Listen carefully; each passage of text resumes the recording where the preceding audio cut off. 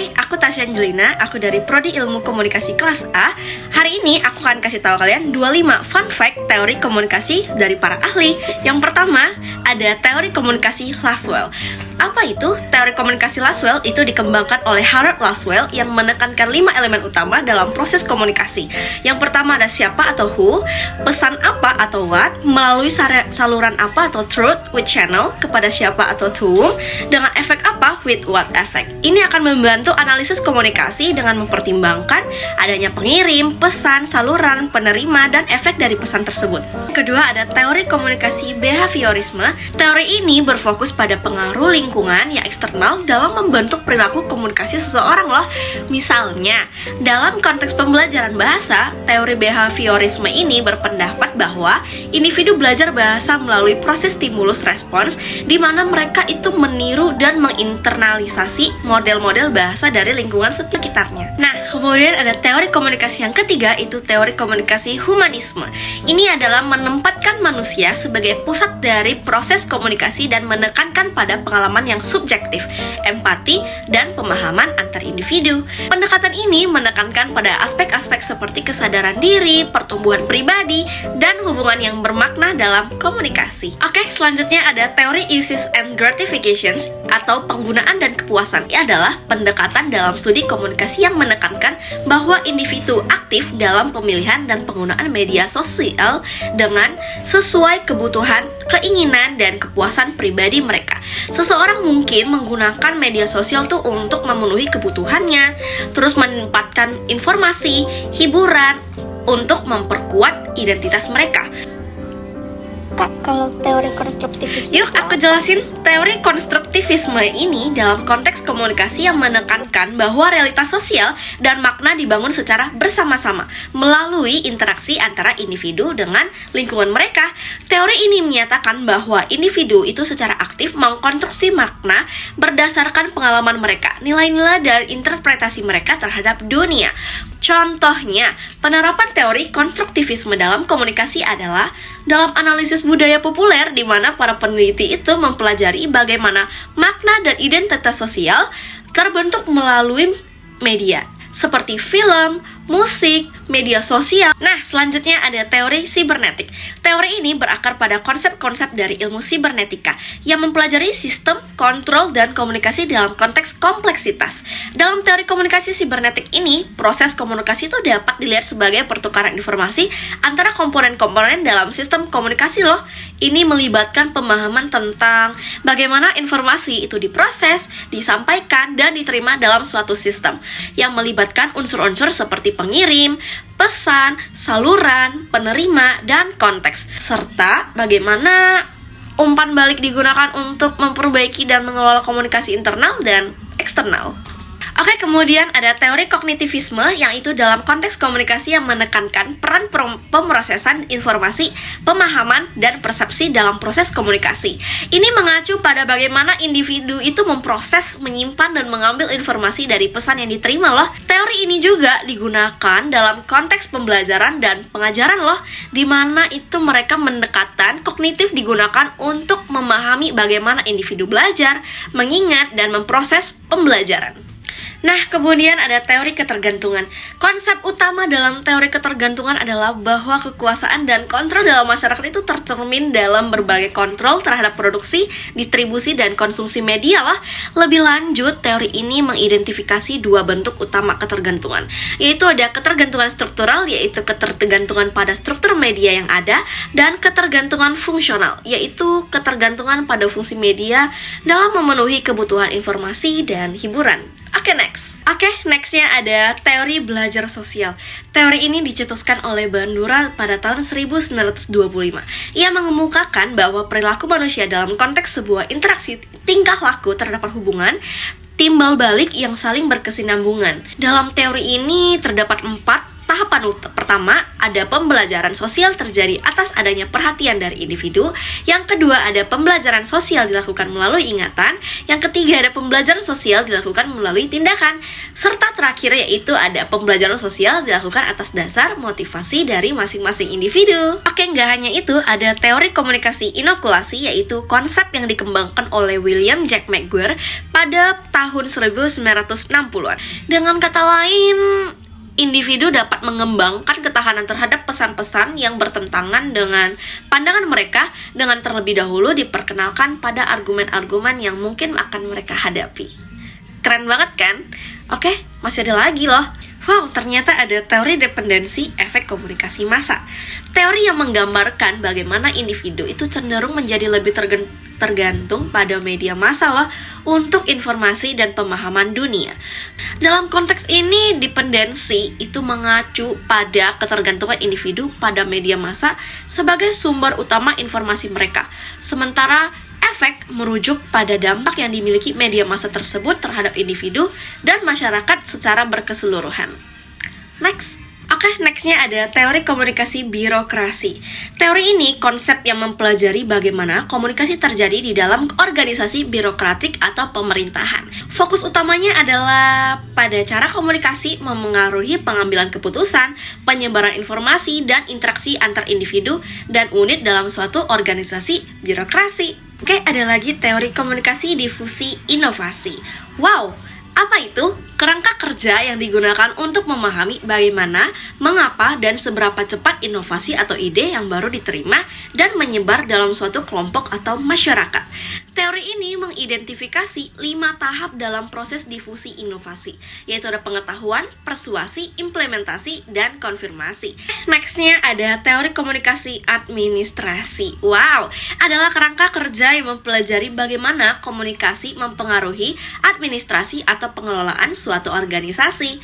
Teori ini mencakup berbagai aspek, termasuk komunikasi internal antara pimpinan dan staf. Tujuan utamanya adalah untuk meningkatkan efisiensi, efektivitas, dan kinerja keseluruhan organisasi melalui pemahaman yang lebih baik tentang peran komunikasi dalam konteks administrasi. Oke, nggak hanya itu, ada teori komunikasi operant conditioning yang dikembangkan oleh psikolog B.F. Skinner. Teori ini menyelidiki bagaimana perilaku manusia dapat dipengaruhi oleh konsekuensi dari perilaku tersebut. Dalam konteks komunikasi, teori ini menekankan penggunaan reinforcement atau penguatan dan punishment itu atau hukuman untuk membentuk atau mengubah perilaku komunikatif seseorang.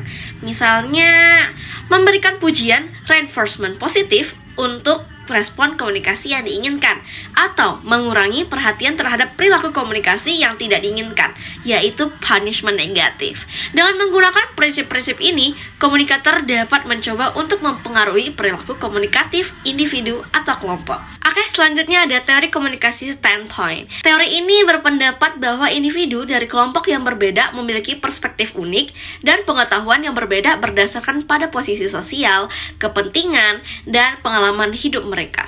Dengan demikian, teori ini tuh menyoroti pentingnya memahami dan mengakui perbedaan perspektif dan pengalaman komunikatif berdasarkan pada posisi sosial. Teori komunikasi standpoint memungkinkan untuk melihat bagaimana kekuasaan dan hierarki sosial itu mempengaruhi produksi, distribusi, dan penerimaan pesan komunikasi. Oke, selanjutnya ini nggak kalah keren.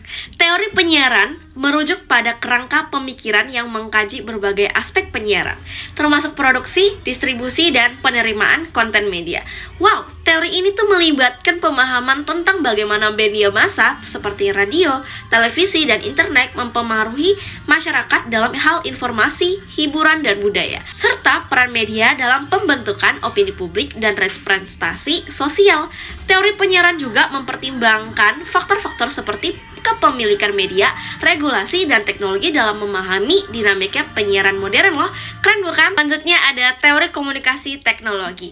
Teori ini mengkaji bagaimana penggunaan dan adopsi teknologi seperti internet, media sosial, dan perangkat mobile memengaruhi komunikasi interpersonal, komunikasi, massa, dan struktur sosial secara keseluruhan. Fokusnya termasuk dampak teknologi terhadap pola komunikasi, perubahan dalam bentuk dan konten pesan, serta konsekuensi budaya budaya dan sosial dari perkembangan teknologi komunikasi.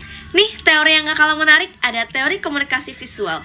Teori ini kerangka yang konseptual yang mengkaji bagaimana pesan itu disampaikan, dipahami, dan diberi makna melalui elemen-elemen visual seperti gambar, grafik, warna, dan tata letak. Teori ini menyelidiki cara visualitas mempengaruhi persepsi, interpretasi, dan respons individu terhadap pesan-pesan yang disampaikan melalui media visual seperti seni, iklan, film, dan desain grafis. Fokusnya meliputi penggunaan simbol, metafora visual, dan estetika dalam mempengaruhi pemirsa loh, serta konstruksi naratif visual dan representasi budaya dalam konteks komunikasi visual.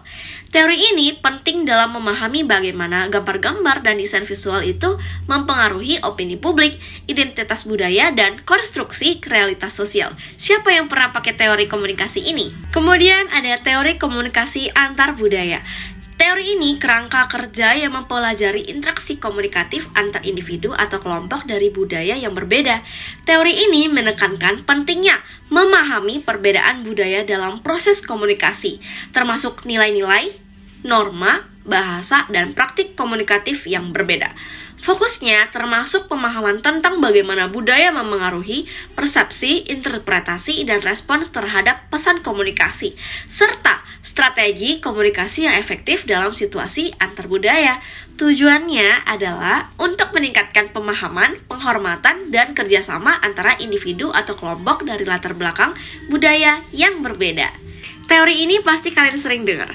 Teori komunikasi interpersonal adalah teori yang kerangka kerjanya yang mengkaji bagaimana interaksi antar individu memengaruhi pembentukan hubungan, pertukaran informasi, dan pengembangan keterampilan komunikasi individu. Teori ini menyoroti faktor-faktor seperti persepsi, empati, kepercayaan, dan kebutuhan akan afiliasi dalam memahami dinamika komunikasi antar pribadi. Fokusnya termasuk proses pengkodean, penguraian, dan interpretasi pesan komunikasi, serta strategi adaptasi dan manajemen konflik dalam hubungan antar pribadi. Tujuannya adalah untuk meningkatkan pemahaman dan keterampilan komunikasi individu dalam berinteraksi dengan orang lain secara efektif dan membangun hubungan yang sehat. Oke, selanjutnya ada teori kultivasi. Apa itu? Dikembangkan oleh George Gardner, adalah kerangka yang kerja menyelidiki pengaruh media massa, khususnya televisi, terhadap persepsi individu terhadap dunia. Teori ini berpendapat bahwa paparan jangka panjang terhadap representasi media tertentu dapat membentuk pandangan dunia dan keyakinan individu tentang realitas sosial. Wow, kultivasi terjadi ketika persepsi individu tentang realitas dunia sebagian besar itu dipengaruhi oleh apa yang mereka lihat di media loh. Lalu ada teori analisis transaksional. Teori yang kerangka kerjanya dikembangkan oleh Eric Berne dalam bidang psikologi dan komunikasi. Wow, teori ini memandang individu sebagai entitas yang terlibat dalam transaksi interpersonal yang kompleks, yang terjadi dalam bentuk pertukaran pesan atau interaksi komunikatif. Konsep utama dalam teori ini adalah ego stage, atau keadaan dan ego. Selain itu, teori ini juga mengidentifikasi pola interaksi yang disebut transactions atau transaksi, di mana individu saling bertukar pesan atau respons. Transaksi dapat berlangsung dalam 3 arah, antara 2 ego stage dalam diri seseorang internal, terus ada antara ego stage dalam diri individu dengan ego stage dalam diri orang lain atau interpersonal, atau antara individu dengan lingkungannya, situasional. Nah, ini juga gak kalah menarik loh. Ada teori komunikasi informatif. Teori ini mengacu pada pendekatan yang menekankan peran informasi dalam komunikasi. Teori ini fokus pada bagaimana informasi disampaikan, diterima, dan dipahami oleh penerima pesan. Tujuannya adalah untuk memahami proses komunikasi yang efektif dalam menyampaikan informasi dengan jelas, akurat, dan mudah dipahami. Ini kita udah sampai tahap fun fact yang terakhir. Ada teori komunikasi spiral of silence. Dikembangkan oleh Elizabeth Noel Neumann, menggambarkan bagaimana individu cenderung itu merasa tidak nyaman atau terdiam dalam menyatakan pendapat mereka jika mereka merasa bahwa pendapat mereka itu bertentangan dengan mayoritas pandangan masyarakat.